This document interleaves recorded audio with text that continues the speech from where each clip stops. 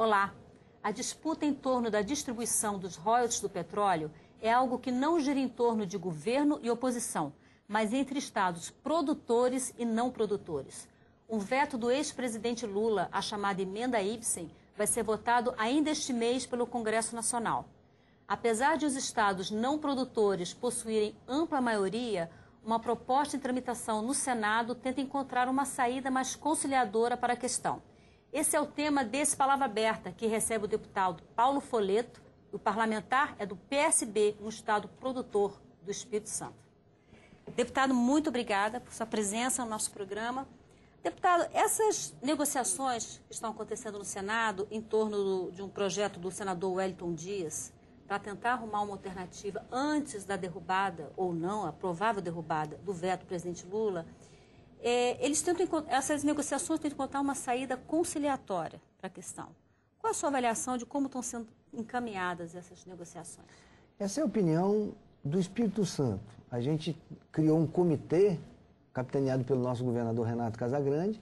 Criamos um comitê que participa toda a sociedade capixaba, toda, civil, organizada, para discutir o tema, para até orientar o governo e os parlamentares como é que a população gostaria que nós nos comportássemos. Certo. E a população capixaba tem sido bastante lúcida nesse momento e tem sempre votado, dito a gente o seguinte: olha, vamos trabalhar o consenso, vamos conversar com os estados não produtores, porque nós temos consciência que se formos para uma queda de braço, nós perderemos.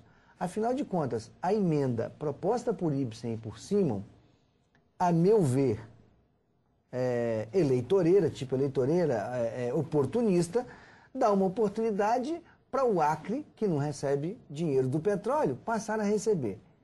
Não tem lógica um deputado acreano, ou amazonense, ou piauiense, não votar nessa proposta. Ele não poderia nem desembarcar no seu estado. Então nós entendemos a posição dos companheiros da Câmara, os deputados federais, que se viram obrigados a ficar favoráveis a essa situação.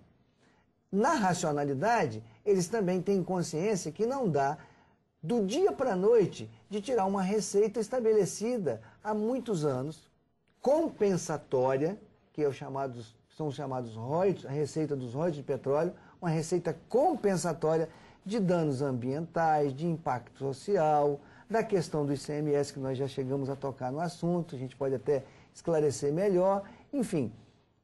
Esses parlamentares também têm consciência disso. Então, da maneira como estamos conduzindo, é a maneira mais racional, mais lógica. Nós vivemos numa casa política onde os acordos normalmente acertam as rusgas, né? As quinas a serem limadas. Então, é nesse caminho que o Espírito Santo está se orientando. Deputado Paulo Folleto, os principais estados produtores, Rio e Espírito Santo, a principal preocupação, me parece ser em relação aos contratos já firmados e as despesas também já contratadas, ou orçadas, ao menos, exatamente, em função desses contratos. Olha, nós somos racionais e entendemos que quando descobriu-se a nova fronteira petrolífera brasileira, chamado pré-sal, que joga o Brasil na condição de um dos grandes produtores mundiais e que só irá aparecer depois de 2020, não é para agora, entendemos que isso deve ser dividido mais irmãmente, qualitariamente. Temos que favorecer, como eu citei, Acre, Amazonas, Piauí, Rio Grande do Sul, temos que fazer isso, temos consciência disso. Mas o que está estabelecido hoje, no pós-sal, né, os contratos já firmados, eles deram uma perspectiva de receita para nós e para o Rio de Janeiro. O Rio de Janeiro assumiu vários compromissos para fazer obras de mobilidade urbana, obras de atendimentos sociais, que irão influenciar na vinda das Olimpíadas para o estado do Rio de Janeiro em 2016, assim como fará obras para a Copa do Mundo.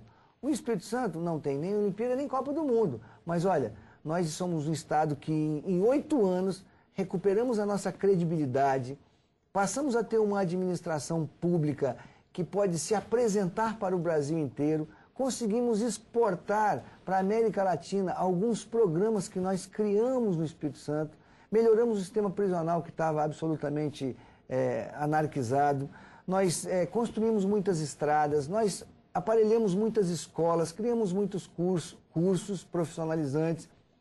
2 hospitais estão em construção, são os 2 maiores do estado, hospitais públicos.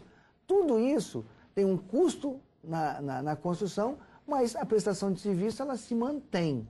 Nós precisamos dessa receita para manter a nossa capacidade de prestação de serviço ao cidadão capixaba. Isso tudo calculado nos contratos já firmados.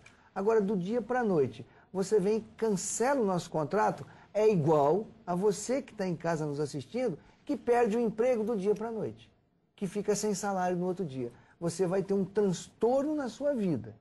Nós, nessa situação, transtornaríamos a vida de 3,5 milhões de pessoas. Deputado, está sendo ventilada a possibilidade de passar a cobrar o ICMS, que incide sobre o petróleo, na origem, e não no destino, como acontece hoje, né? Assim, não é difícil imaginar que São Paulo é um estado que vai dar um pulo desse tamanho. Quem mais consome e tal, né? Energia. Agora, o volume de ICMS, esse volume de ICMS seria suficiente para compensar royalties e as participações especiais que estão sendo negociadas? Não tenho essa conta pronta, mas os royalties foram criados, além para atenderem a cobertura quando você tem impacto social, impacto ambiental, você veio com os royalties cobrir isso aí, porque os derivados do petróleo e derivados, o ICMS é cobrado no destino. Então, nós produzimos... Diferente do que acontece com a maioria dos produtos. Com a bebida, com a comida, com a movelaria, né? Então, nós que produzimos não ganhamos nenhum centavo, e isso vai ser cobrado por São Paulo, a gasolina que ele consome todinha é cobrada lá na origem, no destino, e nós na origem não ganhamos nada. Os royalties vieram para ter um tipo de compensação. Então, assim, nada mais justo que os royalties existam. E eles estão até previstos na Constituição da maneira como foi pensado. Assim, a coisa é equilibrada. Não há um favorecimento ao Estado do Espírito Santo e ao Estado do Rio de Janeiro. É apenas uma maneira compensatória de você manter a balança comercial do nosso Estado. Além do que, tem petróleo e gás aparecendo nesse litoral brasileiro todinho, subindo aqui Bahia, Alagoas, Sergipe, todo o Nordeste, lá na Foz do Parnaíba, tem a possibilidade, já tem reservas de gás muito grandes. Então, esses estados também que hoje estão aí envolvidos nessa polêmica momentânea, podem tomar prejuízo para o futuro. Então, assim, uma coisa que nós estamos muito tranquilos de discutir, porque nós não estamos tirando de ninguém, nós estamos tendo um benefício que é lógico, que é lúcido e precisamos de mantê-lo. Deputado, uma regra de transição, só acho que resolveria esse problema em relação às despesas já contratadas? Então, fazer algo progressivo de modo que essa cessão por parte da União e dos estados produtores em prol dos estados não produtores fosse possível?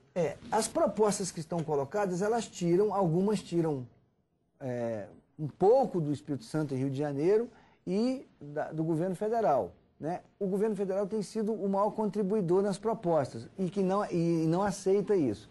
O governo federal chegou a atingir aí 2 bi de perda. A conta fecharia num número redondo em torno de 8 bilhões, que você pudesse trazer, que seria 1/13º do FPM-FPE. Então, os estados e municípios não produtores, chegando numa conta de 8 bilhões, mais ou menos, eles teriam mais um salário, e aí seria mais ou menos contemplado. O governo federal chegou a contribuir com 2 bilhões, mas parou nisso aí.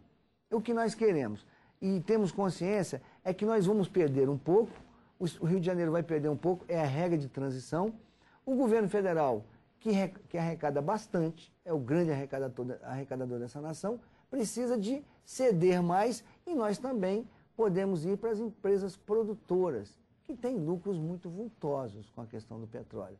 Outra coisa, as participações, o recolhimento de royalties, são feitos num valor do barril desse tamanhozinho, quando o barril estava em torno de $18. O barril já teve a $140, né? Hoje ele está se mantendo aí na faixa média de $100. Então, também se nós corrigíssemos o valor de contribuição do valor do barril, nós teremos um aumento de receita. Esse valor também não se corrige há muitos e muitos anos. Então, assim, existem muitas coisas que podem ser feitas. Por isso é que nós somos favoráveis ao diálogo, ao entendimento, até porque isso não acontecendo, nós iremos para a judicialização. Vamos para o Supremo, No Supremo, nós podemos resolver com 24 horas com uma liminar ou levar 24 anos. Só um ano, né? Então, acho assim que o melhor é esse caminho do entendimento e da possibilidade de todo mundo perder um pouquinho, mas que não haja desequilíbrio em entes federados, porque se nós rompermos a regra com o petróleo, várias outras regras poderão ser rompidas e aí nós vamos perder esse respeito a cada ente federado. O Espírito Santo não é muito grande, mas nós precisamos dessa receita para que nós possamos manter a qualidade de vida que tem melhorado do nosso cidadão. Deputado, muito obrigado por sua presença no nosso programa. A você, obrigado pela audiência e até uma próxima edição do Palavra Aberta. Tchau.